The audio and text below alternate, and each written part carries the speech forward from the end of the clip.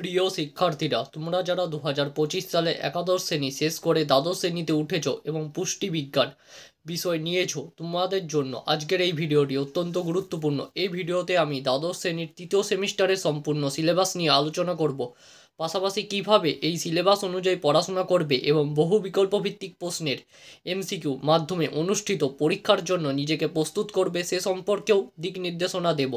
সুতরাং প্রথম থেকে শেষ পর্যন্ত ভিডিওটি মনোযোগ সহকারে দেখো। যদি ভিডিওটি ভালো লেগে থাকে তাহলে লাইক করো, বন্ধুদের সাথে শেয়ার করো এবং চ্যানেলটিকে সাবস্ক্রাইব করে আমাদের পরিবারের অংশ হয়ে যাও।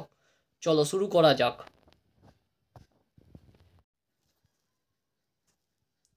ক্লাস 12 অর্থাৎ দ্বাদশ সেমিস্টার 3 অর্থাৎ তৃতীয় semester. Course type theory class 12, full marks. এখানে তোমাদের থার্ড সেমিস্টার পরীক্ষাটি 35 মার্কসের হবে। Theory contact hours 60। আমি তোমাদের এই সম্পূর্ণ ইংলিশ সিলেবাসটি বেঙ্গলি মানে সহ দেখিয়ে দিচ্ছি। এখানে তোমাদের 3টে ইউনিট আছে, ঠিক আছে। কোর্স টাইপ তোমাদের হচ্ছে থিওরি ক্লাস। দেখে নাও, সম্পূর্ণ ইংলিশ সিলেবাসটি বাংলা করে আমি তোমাদের বুঝিয়ে দিচ্ছি। দেখো, দ্বাদশ শ্রেণী পুষ্টিবিজ্ঞান সেমিস্টার 3 লেখাই আছে। দেখো, কোর্সের ধরন তত্ত্বীয় ক্লাস 12 অর্থাৎ থিওরি ক্লাস, সম্পূর্ণ নম্বর 35। তত্ত্বীয় ক্লাসের মোট সময় 60 ঘন্টা।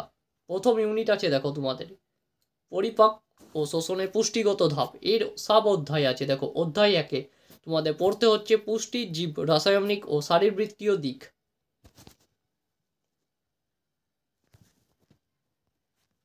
Biomechanical and biophysical aspects in nutrition contacts hour 4।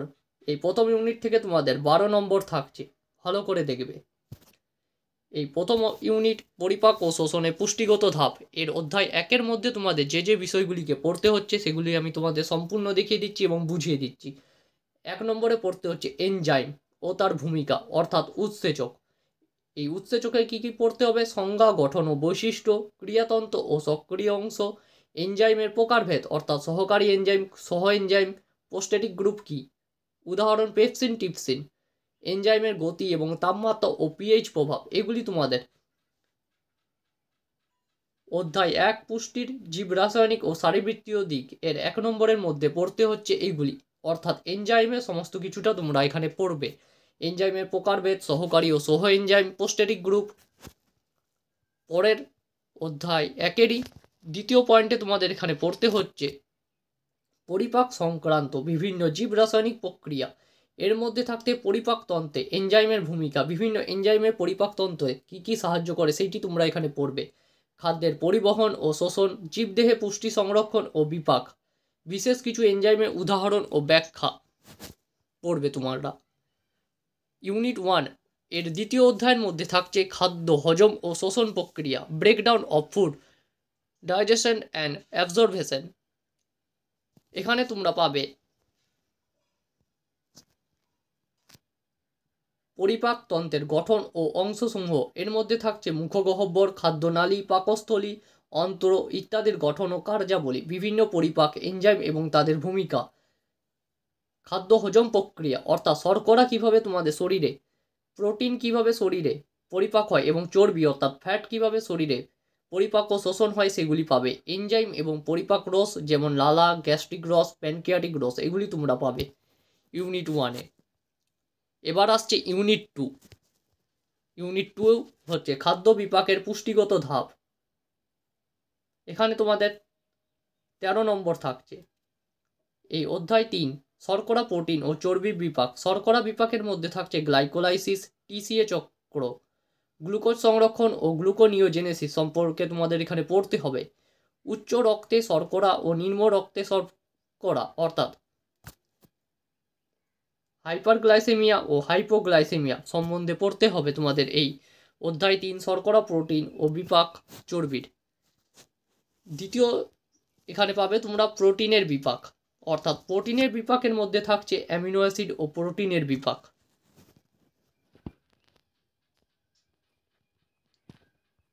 Protein সংশ্লেষণ ও নাইট্রোজেন ভারসাম্য এখানে তোমরা পাবে। চর্বি বিপাকের মধ্যে থাকছে চর্বি বিপাকের সাধারণ প্রক্রিয়া, কিটোন বডির গঠন তোমরা পাবে। অধ্যায় 4 মানবদেহের শক্তির চাহিদা ও ক্যালোরির ধারণা, energy requirement of humans and concept of calorie, contact সময় 5 ঘন্টা। শক্তির চাহিদা ও ক্যালোরির ধারণা, এখানে প্রথমে তোমরা পাবে ক্যালোরি গণনা পদ্ধতি, অর্থাৎ শরীরে কীভাবে ক্যালোরিটা গণনা করা হচ্ছে সেটা তোমরা এখানে পাবে। খাদ্যের শক্তিমান পরিমাণ নির্ধারণ, বিএমআর বেসাল মেটাবলিক রেট সম্বন্ধে পাবে এবং শারীরিক কার্যক্রমের উপর প্রভাবটা পাবে। ইউনিট 3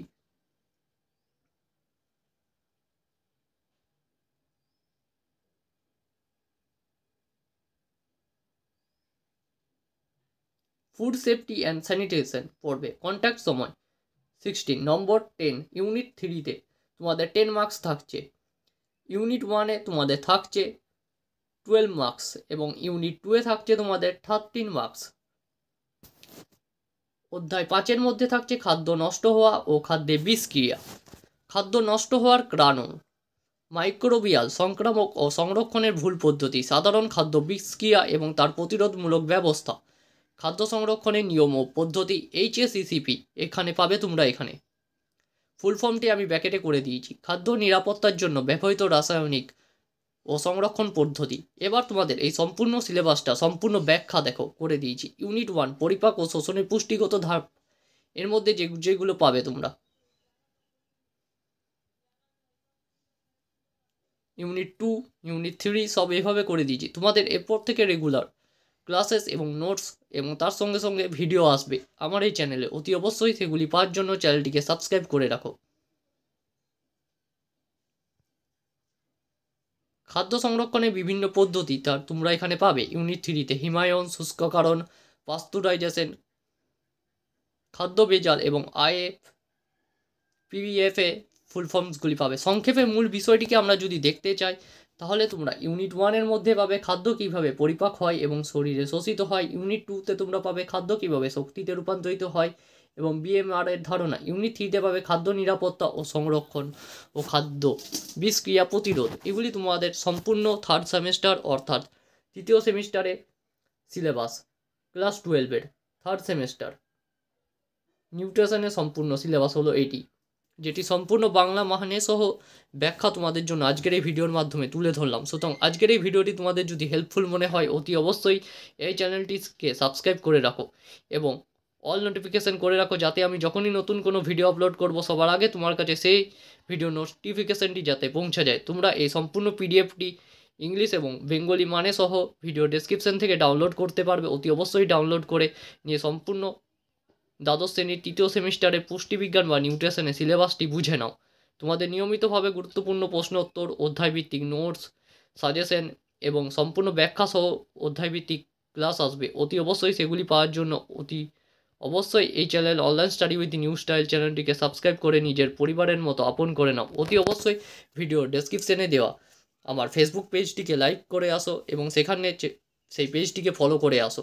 সেখানেও তোমরা ইম্পর্টেন্ট বহু কিছু জিনিস পেয়ে যাবে। আজ এতটাই, পরদিন দেখা হবে অন্য একটি নতুন ভিডিওতে।